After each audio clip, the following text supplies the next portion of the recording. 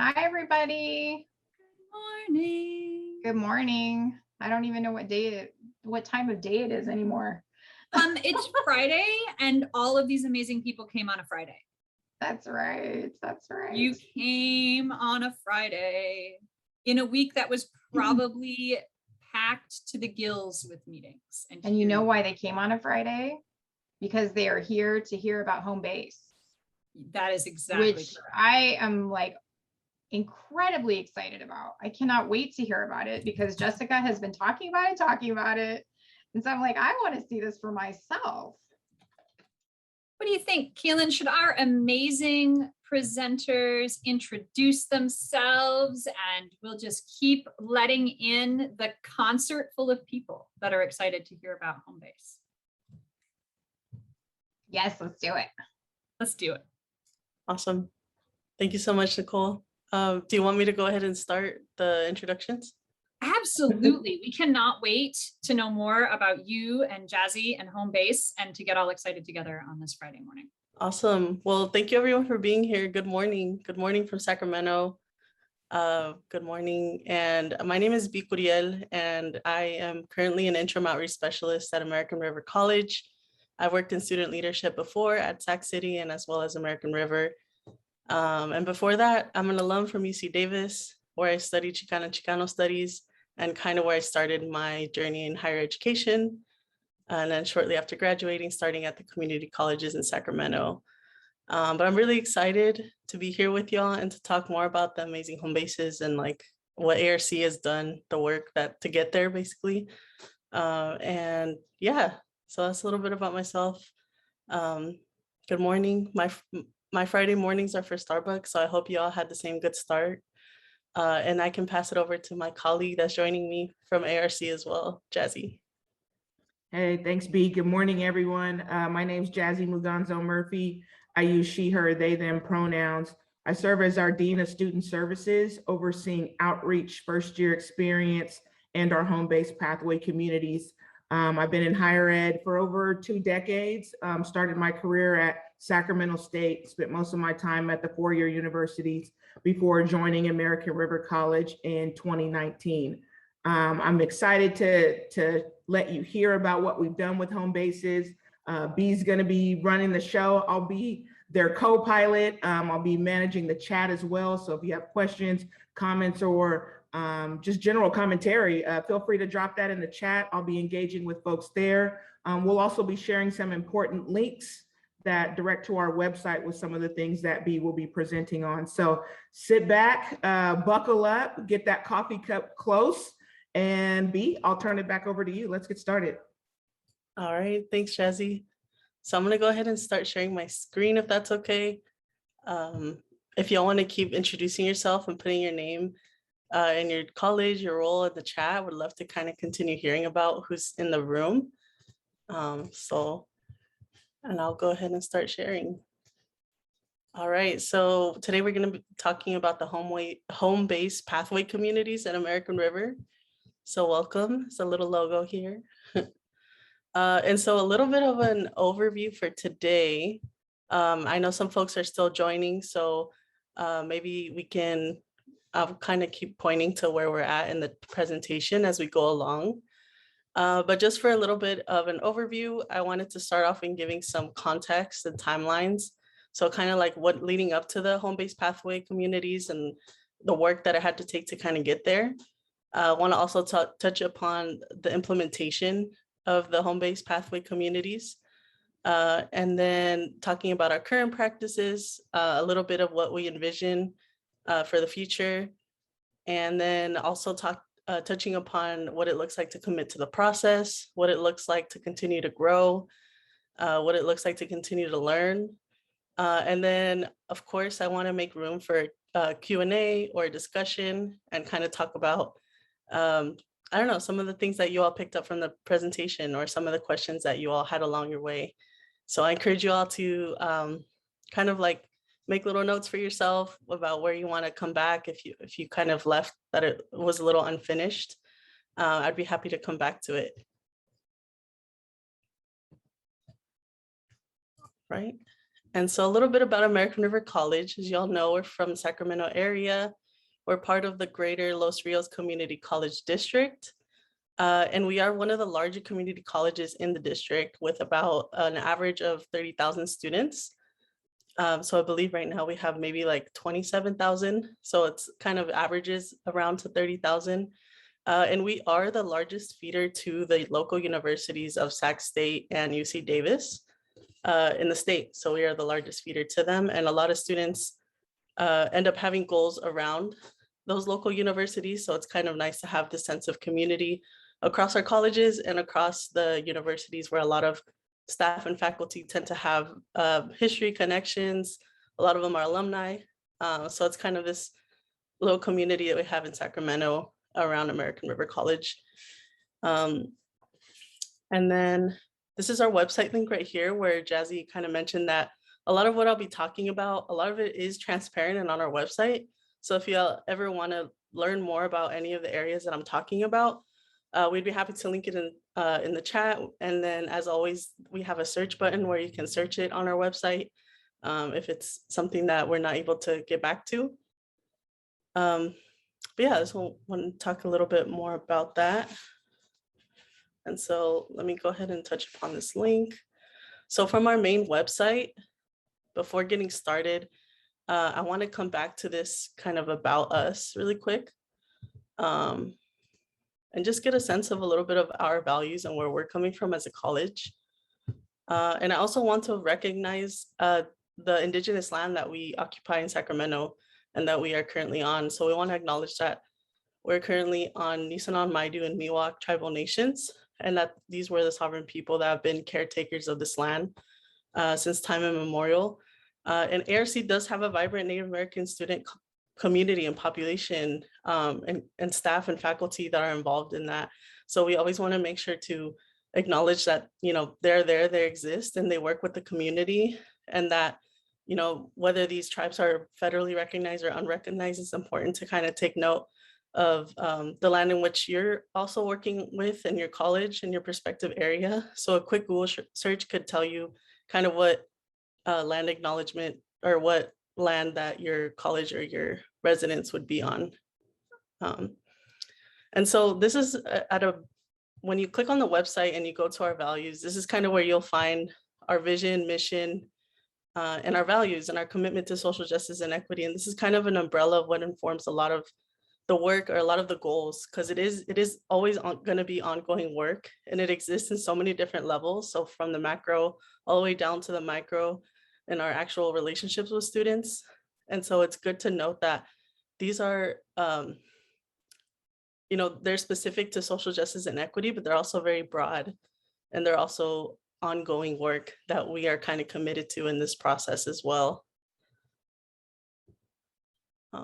So that's a little bit about our mission and our commitment to social justice. And if you click on this, it'll take you to a page where it talks a lot more in depth of like what we mean by our commitment to social justice and equity. So feel free to go through that on your time as well and learn a little bit more about what that means for our constituents on campus.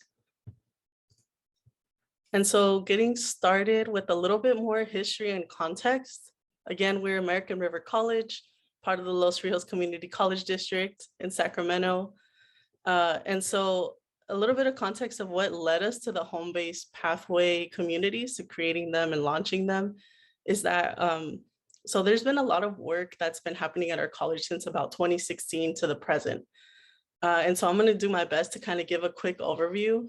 If at any time you all have questions or you need me to kind of go back and reiterate, I would ask for you to maybe you can put some questions in the chat, but maybe you could save some for the end for our discussion and Q&A as well. But about in 2016 and 17, ARC was one of 20 California community colleges to participate in this pilot of California Guided Pathways Project. And I'm sure you all are familiar with the California Guided Pathways Project because, you know, we're here and we're, you know, as California community colleges, we're all kind of trying to do our best to do this work in the state and across the nation as well. And so, you know, here I put a little overview of what the 4 pillars of guided pathways really are. And so they're, you know, to create a clear curriculum pathway a clear curricular pathway to employment and further education. They're to help students choose and enter their pathway, to help students stay on their pathway, and to really ensure that learning is happening with intentional outcomes. And so, this also is coming out of the kind of common experience that a student has of getting to a college and not really having a clear start point, and then kind of spending a little bit too much money and maybe even too much financial aid at the community college, to where their goal to transfer is maybe a little bit harder than it had to be. And so guided pathways is really important in this work, right? I'm sure you all are aware and know. And so the question from here is like, how do we create a structure where we can implement this level of change in our community college? And this is really where our redesign as an institution comes in, which I'll talk a little bit more about. But it's a really important question, and I think being part of this pilot project really forced our community college to kind of look inwards at our own practices and governance structures, and kind of talking about what is working and what is not, what is yielding change and what is not. Trying to open more space for innovation and change is a big part of how we got to the home-based pathway communities. And so I wanted to touch upon the redesign that our institution had shortly after. So the ARC redesign was really, again, this question of how do we create a structure that can help us implement this level of change that we want to have, So this idea of a redesign was really led by our strategic plan and goals that were put in place in 2017, kind of shortly after being part of this pilot project of the guided pathways. And so we came out with this strategic plan that yielded these strategic goals. So we wanted to put student first. We wanted to create a clear and effective path. We wanted to make sure that we had exemplary teaching, learning, and working environments. And we wanted vibrancy and resiliency from, I think, all levels of the college. And so this idea of the redesign is kind of informed by these strategic goals. It's informed by really looking at our core success rates, our equity achievement gaps, and kind of all the places where students seem to be falling through. And so, so I have this arrow. So we have the redesign. So this should be really like a back and forth arrow, because the redesign was led by like the strategic plan and goals that the college put out of like, during this timeline, we want to kind of make sure that we had these goals in mind and create this work in this change that we want to see. And so both of these really inform the new governance structure, the redesign, the actual implementation of what this looks like. And so this is kind of where we come in. So the guided pathways, and so the redesign really, it allowed for there to be three success councils, or three councils. I think one is student success that kind of created a lot of this work. We have operations as well. And then, so these three councils kind of report to the executive leadership team, but these three councils are also able to sponsor project teams. And so these project teams are kind of created through different constituencies across campus. So we have classified staff in these project teams, we have faculty, we have counselors, we have administrators as well. And so when you create these project teams, and these project teams kind of put out recommendations, they put out a plan, they put out a report. They oftentimes these project teams will do their own research. They'll do a lot of, speaking to students and talking, and oftentimes these project teams actually have students in them. I actually believe all three of these had students as well as part of the process. So you have different constituencies across the college in these project teams that are yielding these different types of recommendations, right? So these recommendations are then taking up to the executive leadership team, where there's like more of a plan of whether or not or how to implement them. And so it's more of like how to implement them, I think, is more So we had these, so when we first did the redesign, our college actually had like 7 project teams doing work at the same time, but I wanted to focus on these 3 because these are really the ones that led to the home-based community, the pathway communities. And so we had Start Right that was kind of evolved over time, but essentially it's kind of our onboarding. It's our first year experience program, which was formerly called Achieve. And so this Start Right really allowed us to make recommendations to how we're gonna onboard students. And then we have the Clarify Path program and paths, which I am gonna focus a little bit more on throughout the presentation. And then we had our IPASS, which I believe is the institutional, oh my gosh, I forgot the acronym, but I'll find the acronym. It's essentially along the lines of like student success and completion throughout. And so with this Clarify program and paths project team, so really the recommendation that kind of started the home bases is that they, recognizing that there's over 300 different degrees that ARC offers, degrees and programs, certificates, all types of those academic routes. And so really students need like a structure to help them narrow down those potential majors, right? So Clarify program and paths project team actually recommended that we have areas of interest or meta majors. And so these areas of interest would be, would make it easier for students to be able to pick a path, right, when starting college. Because we noticed that students, it took them a little bit too long to figure out which major or program they needed to. And so the goal in 2018 was for those areas of interest or meta majors to serve as like finder's guides to make it easier to organize all these different degrees and programs. And really it was with the goal to have the students pick their major earlier in their career. Okay, so now that we have areas of interest or meta majors, the next step was to really implement them. And so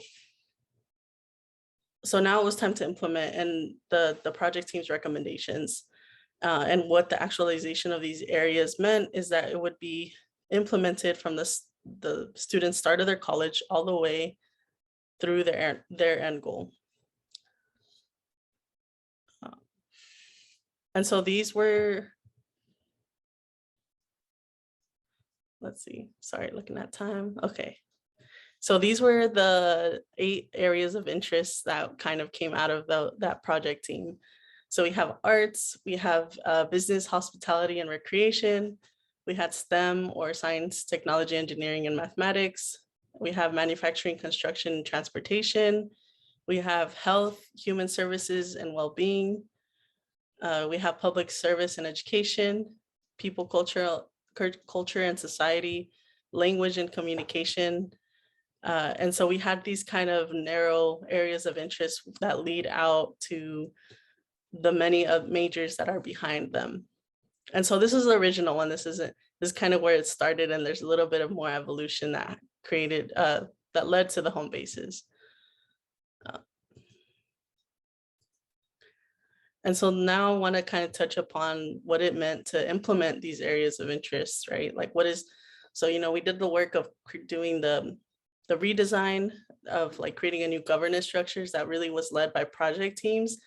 And that really kind of elevated the college's collaboration in the college, like across all constituencies.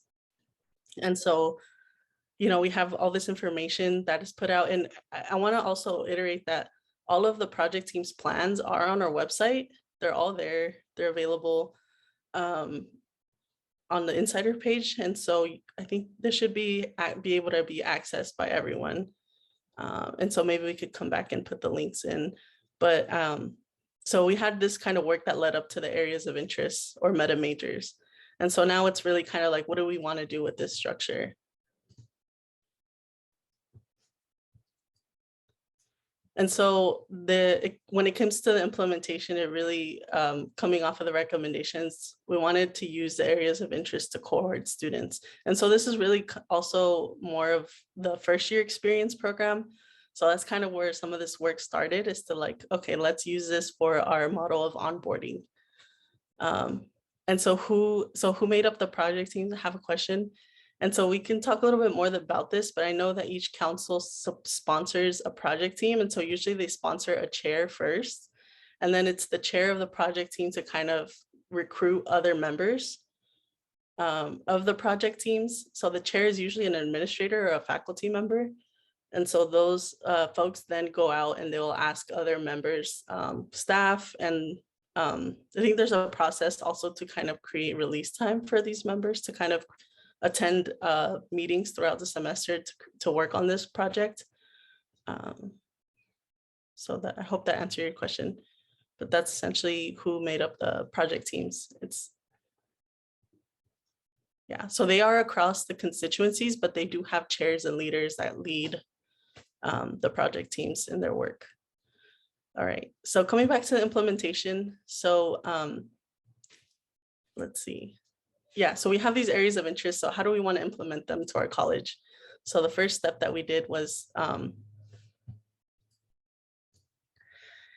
so we had, how do we implement them? Starting with outreach and onboarding as a way to cohort students into the college. First time college students will be able to see these areas of interest and pick a major a little bit easier. And then, leading to our first year experience program. And so this is kind of the structure that came out of that. I think a little bit unintentionally, and it definitely took a process to get here, but there's this kind of natural, there's this natural flow of the areas of interest, starting from outreach, leading into the first year experience program, and then leading into the home-based pathway communities. So let's see. So that I'm getting lost in my own words, but essentially the areas of interest informed all of these departments. And I think a little bit unintentionally, where this really started to come together was when we were, there was a little bit of movement happening in the college in terms of where departments sat and where, they were situated. I believe outreach was under another leadership, another dean. And so eventually through the pandemic and kind of this, opportunity to really change some of the college structure, we came across this linear path through all of these areas really falling under Jazzy's leadership, or the dean of outreach. And it was a process to get here. But I think it's important to note that, once we did, there was a really natural flow of the way that things went. So we had, they launched the home-based pathway communities. I feel like I missed the slide a little bit. No, okay. So they launched the home-based pathway communities within the same area that outreach and the first year experience was organized. And so the implementation team, it started in January 2020. And the goal was to create and launch the home-based model on campus and virtually. But with the pandemic hitting in the middle of spring semester 2020, it kind of shifted the priorities to do more of a virtual launch. And so this is where there was another emphasis on collaboration within the implementation team, and to really bridge this kind of historically siloed structure of having instruction and student services on different areas of the campus, or different, oftentimes there wasn't a lot of collaboration in terms of student success. And so the implementation team, again, made up of different constituencies, from administrators, faculty, classified, to really launch the architecture of the home-based model. So what was going to be in these home bases? What did the support actually look like? What did the architecture actually look like? And so the implementation team worked pre-pandemic, and then, COVID-19 hit, worked through that, and then kind of forced and created this launch to happen virtually before it would on campus. But the intention for both was definitely still there. And so coming back to the areas of interest, let me see. Coming back to the areas of interest, I'm going to talk a little bit of how 8 areas of interest became 6 home bases. And so we had these 8 areas of interest that were kind of already narrowed down on their own before it got implemented to the home-based pathway communities. But really the only change that took place from the areas of interest to making the home bases were that there was these 2 on the bottom kind of merged together based on the number of students, based on the similar themes within them, and based on similar locations of their classes. So we had this health, human services, and well-being and public service kind of merged together to make one. And then we had these people, culture, and society, and language and communication also merged to create one dual home base. And so at the end, this is kind of how we got to the 6 home-based pathway communities. So we got our strong 4, which is arts, business, STEM, manufacturing, construction, and transportation. And then we got our health and service that became one, and our language and people that became another. So this was was set to launch in fall of 2020. You know, we're starting a brand new semester, you know, mid-pandemic. And this was essentially when we launched the structure to support students in this way.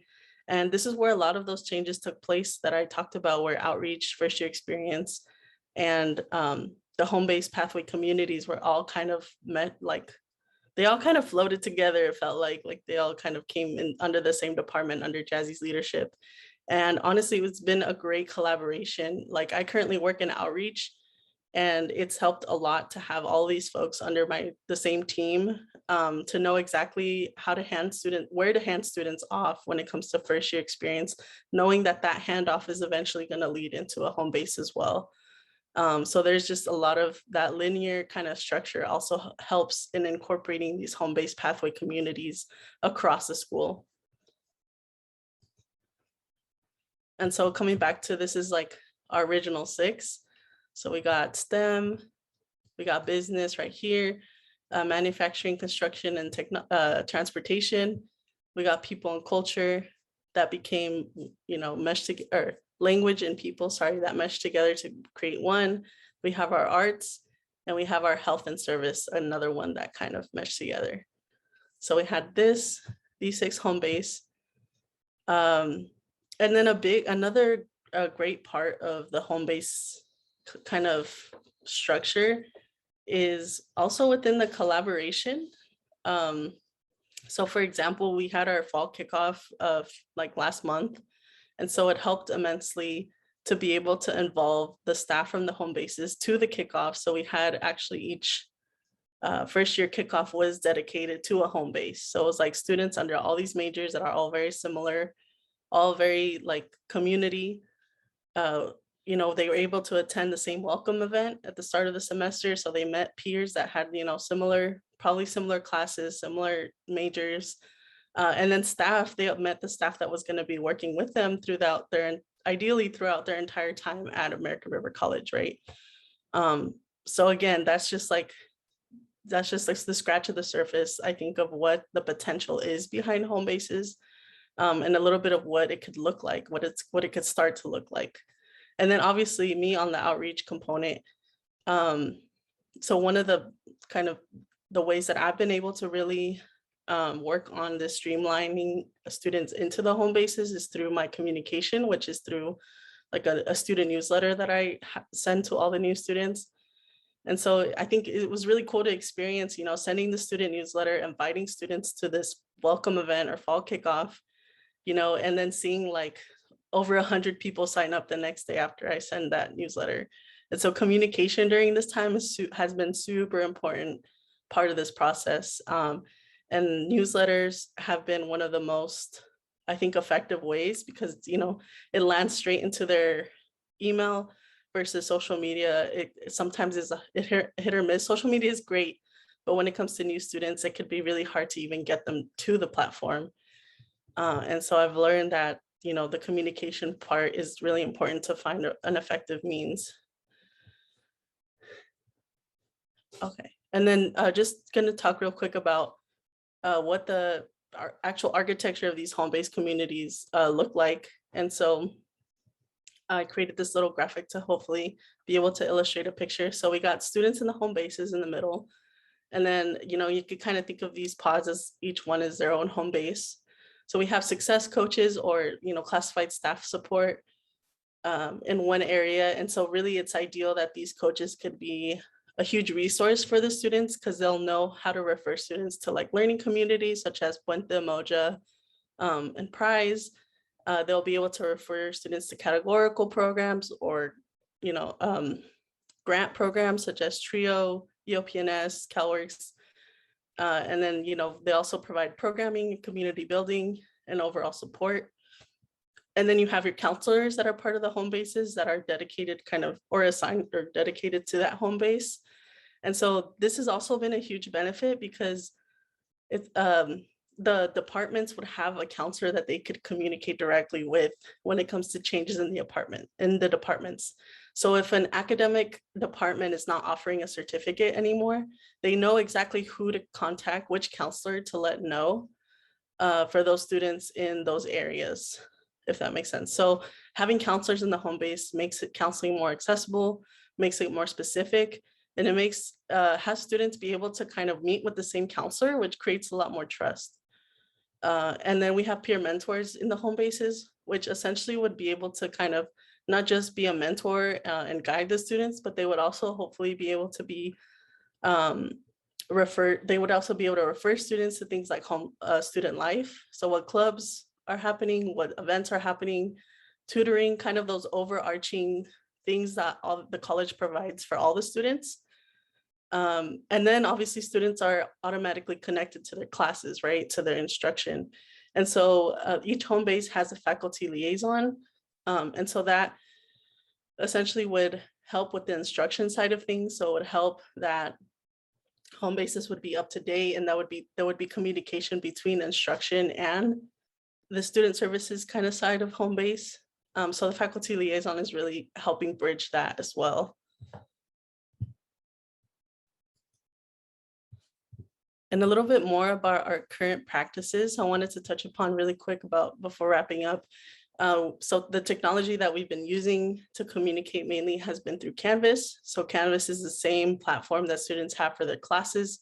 So it kind of, essentially it's meant to automatically show up in their Canvas if they applied to the college with that area of interest, which is another thing, which is, something we can talk a little bit more about. But essentially, if it all kind of happened the right way, students would have this Canvas shell come up. So each home-based success coach can also launch students, like launch Canvas sites on the students. So if students like, hey, I don't have this home base show up on my Canvas, how can I get it? Definitely the staff can help. And so then we have Starfish, which is our new referral system. So it's kind of where if we notice that a student is struggling in certain areas, we can make referrals through Starfish to kind of the area that takes care of it. For example, if a student is experiencing food insecurity, we could use Starfish to refer that student over on kind of like the student services side of things to our Beaver Food Pantry or Beaver Cares program, which kind of works with students who are in need of those basic needs.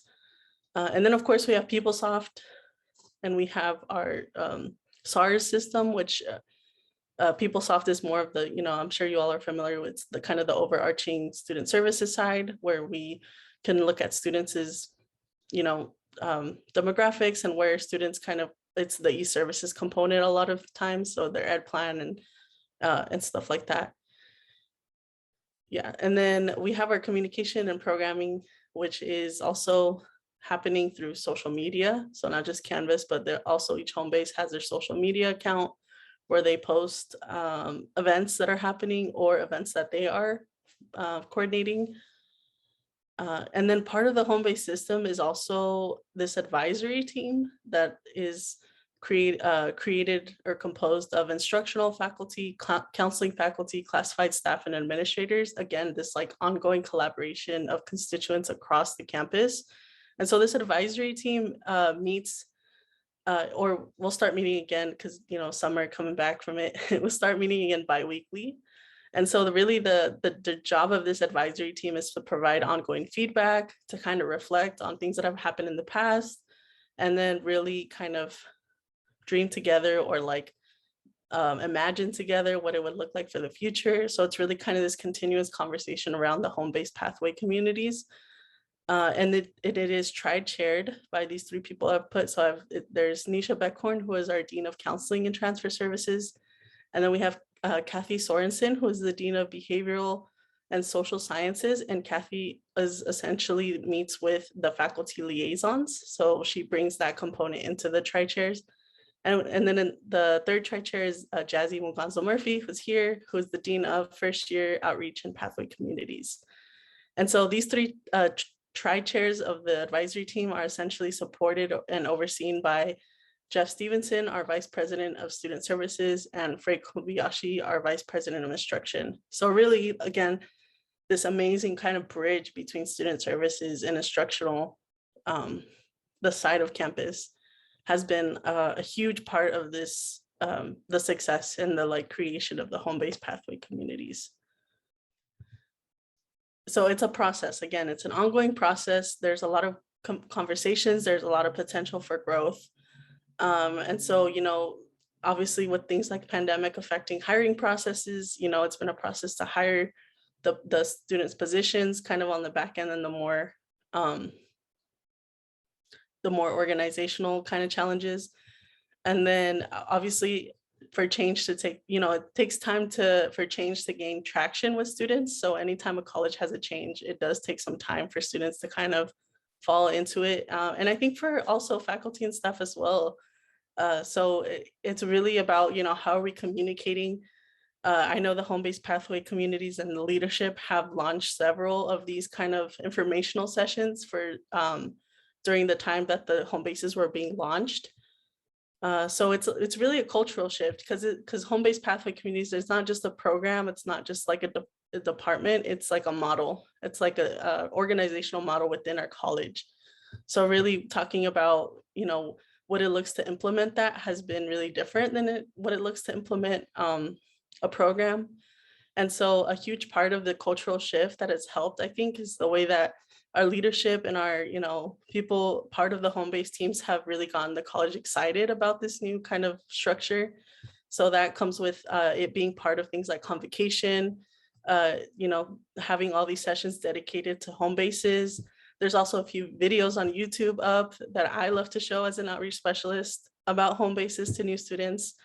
And then also it comes with the little things like the graphic designs, the kind of the cohesion of it all, the way that it's all able to flow together, that it's kind of nice to see, right?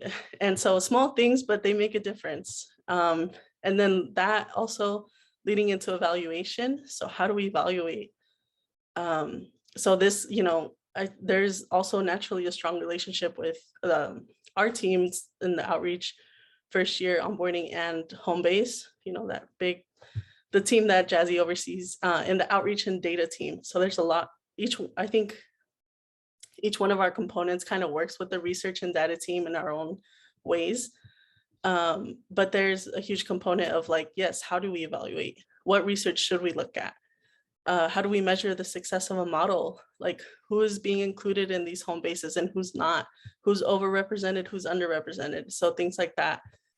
And then obviously a huge part of this process is also the commitment of our leadership. So our leadership support and their commitment, because, you know, there was a lot of uncertainty in the pandemic. And so it took a lot of trust. It took a lot of trusting our colleagues, took a lot of trust to kind of implement a brand new program into the college during this time. And that is pretty much the conclusion of, you know, what's happening with the home bases so far. And so I want to be able to open some time to Q&A or discussion. And yeah, and so I haven't really been looking at the chat, but I trust that Jazzy's been able to come in and really help out with that. And so at this point in time, I kind of want to see people's faces. So if it's okay with y'all, I'm gonna stop sharing my screen. Yeah. All right, cool. And I'm happy to touch upon any of that information. I know it's kind of fast and like came through, the history and the context and leading into the implementation. But we are happy to touch upon any questions. And I think I would be happy if y'all want to unmute yourselves as well. I know in the chat, someone said, yeah, thank you, Jazzy. So we have about 27,000 students. Can we see, this is Phyllis Braxton. Is it possible to see like an example of what students see in Canvas? Yeah, that's what I was just gonna say, B. Let me do a screen share real quick and just do a quick kind of walkthrough of how students encounter their Canvas shell. We call them virtual home bases, but amongst friends, it's a Canvas shell. But let me show you what it looks like. I'm just gonna go to STEM. Actually, I'll go to arts. Just as an example. So students would come to their Canvas dashboard. They would have a tile for whatever classes that they're enrolled in, but they'd also see one for their home base. And that home base is based on the primary major that they have listed in PeopleSoft, which is our student information system. So let me go to student view real quick.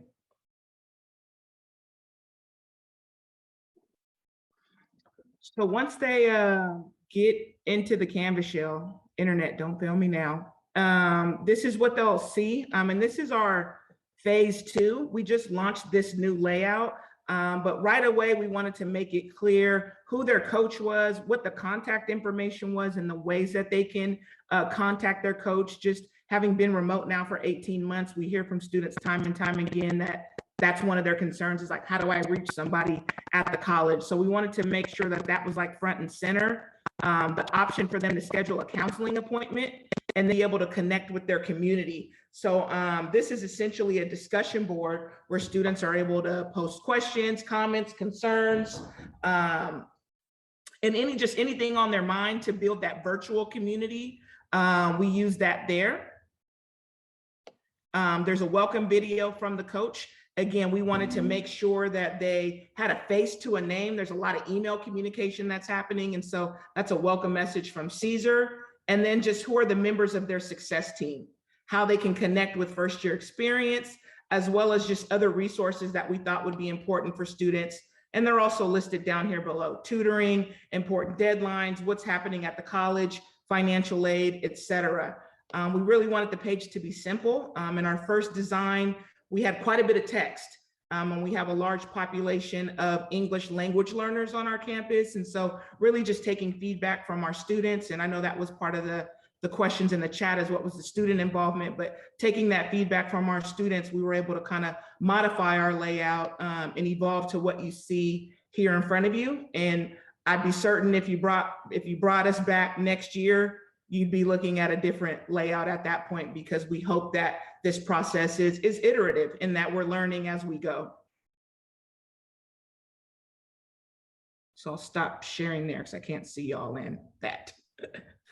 So we have a question in the chat that said, can you talk a little bit more about Starfish? And did you have it before this implementation, or was it implemented during your pathway process?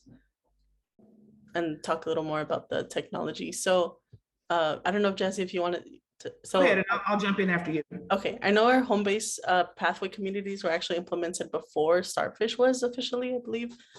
Starfish was kind of in the works to be across all 4 colleges. So it was a district-wide initiative, and it really kind of was supposed to take care of the referral side of student services. So like the referral side, and it's, I think, not just student services, but professors are also able to use Starfish to refer students to whatever resources they need.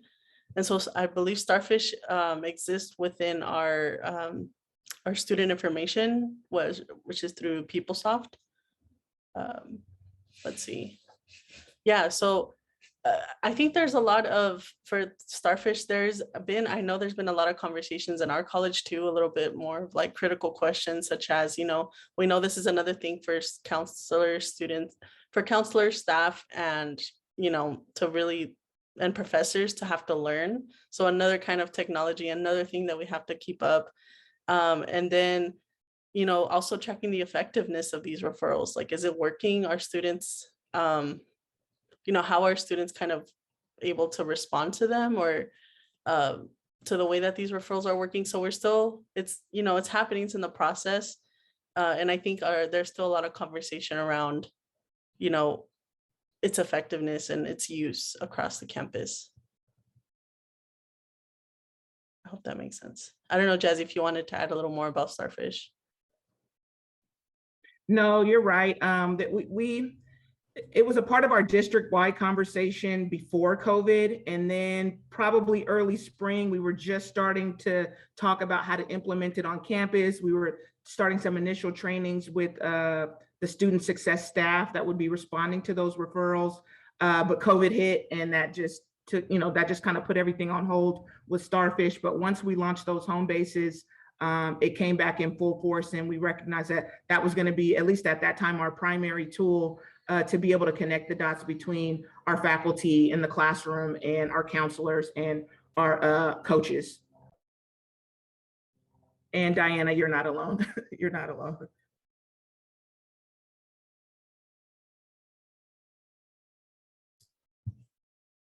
Yeah, thank you. Is there any other? Oh, I see. Sarah, go ahead and unmute yourself.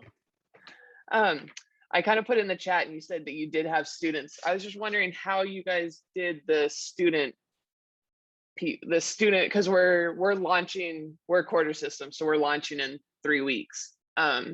And we're looking to get students hired. We're trying to figure out interns or as TEA, how we're gonna hire to be able to allow everybody to participate. Even like undocumented students can't necessarily participate if they need a social security number and everything. So just curious how you guys handled hiring student workers and having it accessible to everyone.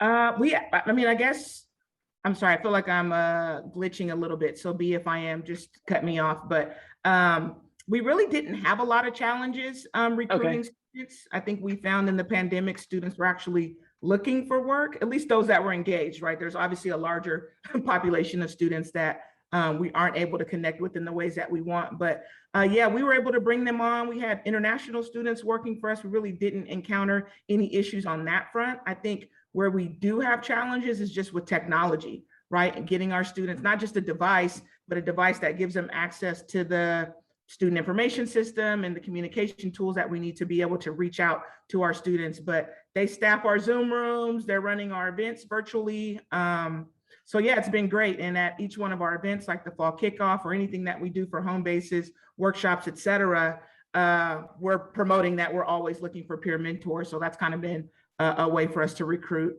in an easier fashion during COVID. I guess also by challenges just with the logistic, like the getting the paperwork and like on that side, not so much recruiting, but the actual setting it up for the employment or internship or that thing.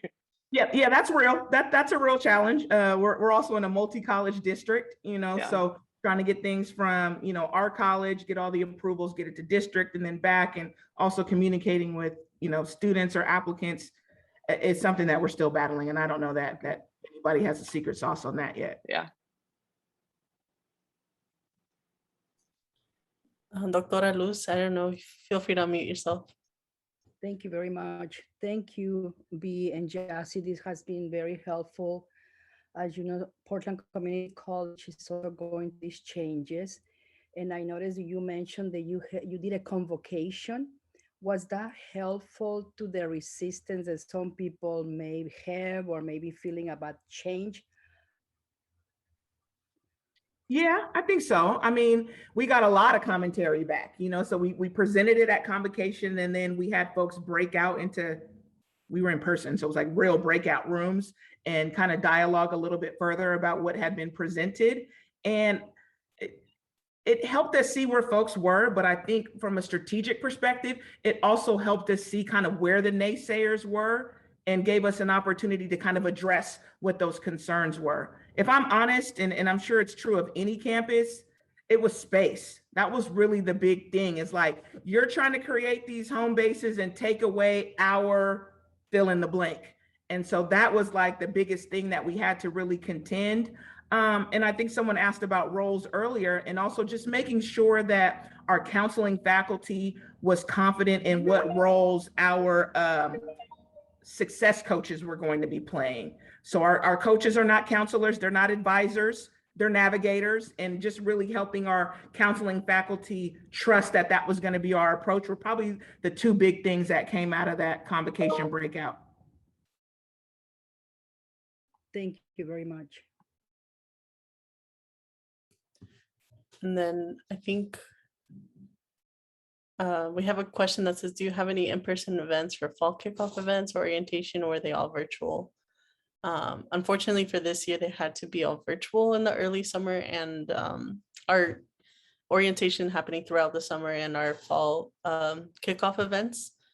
And then, yeah, I think also the COVID-19 happening, you know, it kind of allowed or forced us to kind of all navigate, you know, unprecedented environments. But I think it was also an opportunity to really invoke some change, some like real change. I know there was a lot of conversations happening at our college in terms of, you know, faculty were really looking into, you know, some of the ways that, you know, some of the research that has been available for their classes. Like there's just conversations happening across the campus that I think also helped implement some of this change and like kind of allowed people to be like, okay, yeah, we do need as an institution to really address some of these student success factors. And, you know, I always like to say a little bit of chaos is always an opportunity to reset. And so really, I think kind of that space allowed for more of these conversations to happen and more easier collaboration, because too, when meetings are virtual, I think you find that people have sometimes a little bit more capacity to be able to be part of certain things that they may not have before on ground. At least that was real for my department, but yeah, I don't know if that helped. But any other questions that folks had? I'm trying to catch them all in the chat as well. I'll also just share with you that our home-based pathway communities are not a program. And I think that's been a new concept for our college to accept, because we had the tendency of creating a bunch of programs. There's some new funding available, we create a program. And really home-based pathway communities is our college's model. It's how we onboard students, it's how we do business with students. And so that's been helpful, I think, for the college to understand that this is here to stay. You know, we have a tendency, programs come and go, but home-based pathway communities is the model that we stand behind. It's the actualization of all of the work that Bee shared with you, Start Right, iPass, the redesign, all of that. And so when we've had naysayers, I guess I'll just say, it's been helpful to be able to go back and say, but this is what we said we believe in. This is what we said we're going to do. This is all the work that we put in. This is the realization of it. And you know, some people don't like that. I mean, but it is a true fact, and it's documented, as Bee said. We're transparent about all of our efforts, all of our reports, our data, all of that is out there. And so if we say we're about access, we say we're about equity, social justice, and inclusion, we say we're about change, then we're going to have to change. We're going to have to do some things differently. And we can't be afraid to try something, and also be patient and knowing that it may take time before we see the rewards of our efforts. The big metrics for home base is, you know, retention, persistence, and graduation or goal completion, right? And that takes time for us to be able to see that, not to mention we're in the middle of a pandemic. So we've got that as just this other underlying factor that we can't escape. And so I think that's the space that I've been in as the dean overseeing this, is like, we're doing what we said we're going to do. It's going to take us some time. We're not going to get it perfect out of the gate, but we are evolving, and we are listening, and we are learning. And that's, you know, why we have the tri-chair model. That's why we have the advisory groups. That's why that implementation team is coming back together. So it's this constant process of listening and learning and evolving. And I saw about our feeders. Sorry, Bee, did I interrupt? Oh, no, go ahead. Or I don't know if you wanted to add. In the first iteration, because we were so heavily focused on implementation, we have not invited our feeder high schools to at least to the implementation table, but I do think that you bring up a valid point about including them in the advisory. And so I'm going to take that forward. I appreciate that question. Yeah, and I know students have been involved in different aspects of the process as well. We have, I know there was some, like Jazzy mentioned in the chat earlier, that students are the ones who actually chose Homebase to be like the name. And then working with the Associated Student Body leaders, student leaders as well for some of the recommendations and some of these project teams has been important as well. And I think for outreach, working with some of these students in some of the schools, I know a huge part of a huge recommendation that I see, or a huge need that I see, is that they have someone constant, is that they have someone that, you know, and especially now in this virtual realm, like a real person, like not just like a email or a phone number. Like that's been the number one focus, I think, for me, outreach. And Homebase allows students to have that consistency. Like, you know, I tell students, you know, this is your first year experience program, this is your first year experience coach. But then you also have this Homebase for like after your first year, you know, you could always come back.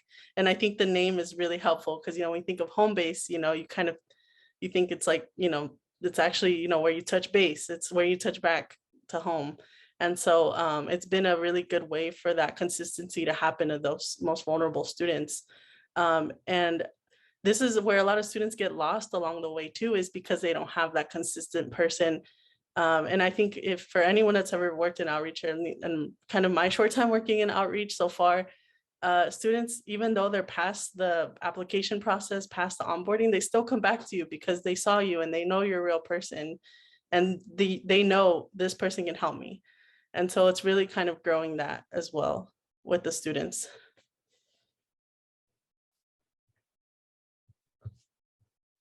Awesome.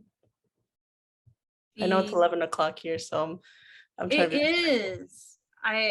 But it's, I don't know, if we all didn't have other meetings and other things, and maybe also to eat during our day, we could probably just stay here all day and talk more about this, because it's so, it's really moving and inspirational to listen to what you are building through Homebase, and how your compass points to and works with students to make this happen. It's really tremendous. It's really tremendous. Any last thoughts or ideas from UB or Jazzy? Things we should tuck in our pocket as we go into the weekend?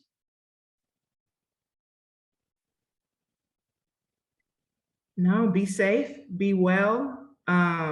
Remember that our students are navigating much more than just being students. And sometimes providing a device is not enough. And so hopefully your colleges are looking at ways, in small, safe ways, to provide study spaces and ways for students to connect with you in person. I know that's something that we just embarked on this semester, and it's been really rewarding. So I wish you all well, and like I said, be safe to you and your family. Yes, thank you all for having us. I loved it. The energy. We loved it too. Thank you so much. Thank you so much. Oh my goodness. Thank you. Thank you. Thank you all so much for being here for our Guided Pathway Spotlight and learning with us alongside our amazing colleagues at American River College today. We put some upcoming events in the chat, so please join us in the future. And it looks like Bee and Jazzy have offered to come back in a year and let us know how things are going. So thank you. Thank you. Oh my goodness, I'm so inspired right now. I love it. I know. I love it. Have a great weekend, everybody. Bye. Bye-bye. Take care. Bye. Thank all so you. much.